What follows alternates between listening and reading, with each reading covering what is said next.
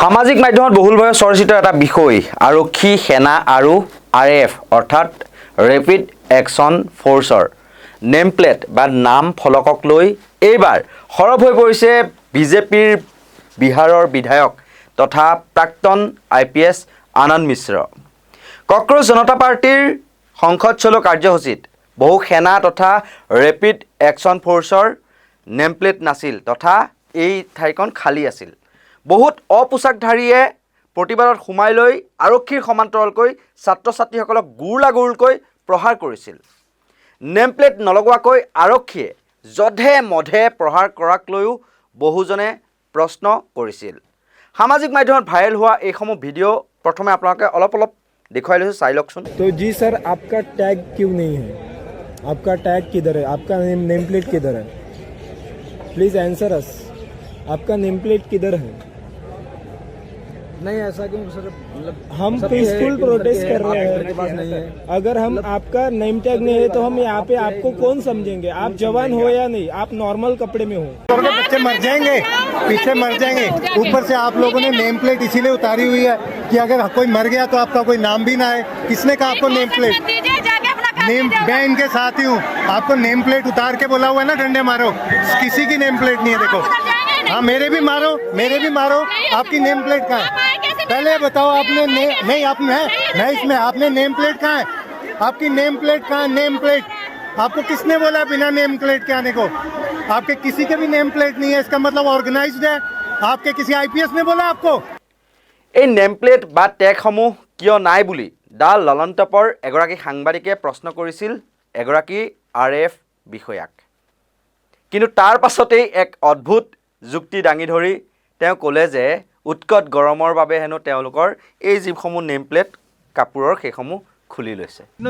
वो तो right gear भी नहीं पहने हुए थे जिन्होंने वेलक्रो हटाया हुआ था, तो तभी तो मुझे दिख पा रहा था। पहने हुए थे, उसके बाद में उतारा, गर्मी की वजह से उतारा है।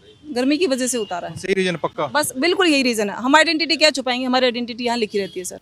কিন্তু এই বিষয়ৰ ওপৰত প্ৰতিক্ৰিয়া প্ৰকাশ কৰি নেম প্লেট বা টেগ নথকা আৰক্ষী সেনা তথা RAFৰ বিৰুদ্ধে বিহিত ব্যৱস্থাৰ দাবী জনাইছে স্বয়ং বিজেপিৰ বিধায়ক তথা প্ৰাক্তন IPS আনন্দ মিশ্ৰই। তেওঁ কয় যে ষ্টিকাৰ থকা নেম প্লেট ব্যৱহাৰ কৰা উচিত, বিশেষকৈ ইউনিফৰ্ম পৰিধান কৰাৰ ক্ষেত্ৰত, যিহেতু তেওঁ নিজেও এই সেৱাত বহুদিন ধৰি আছিল আৰু সেইবাবে তেওঁ জানে যে যিবোৰ পিন থকা নেম প্লেট থাকে, মানে এনেকুৱা ধৰণৰ উত্তপ্ত পৰিস্থিতি কেতিয়াবা সেই পিনবোৰে বুকুত বিন্ধিব পাৰে বা আঘাত পাব পাৰে বিষয়াগৰাকী বা জোৱানে। গতিকে হয় ষ্টিকাৰ বা কাপোৰত লগোৱা ধৰণৰ নেম প্লেট থকা উচিত, যিটো ইউনিফৰ্মত থকাৰ পিছত সহজতে এৰুৱাব নোৱাৰি।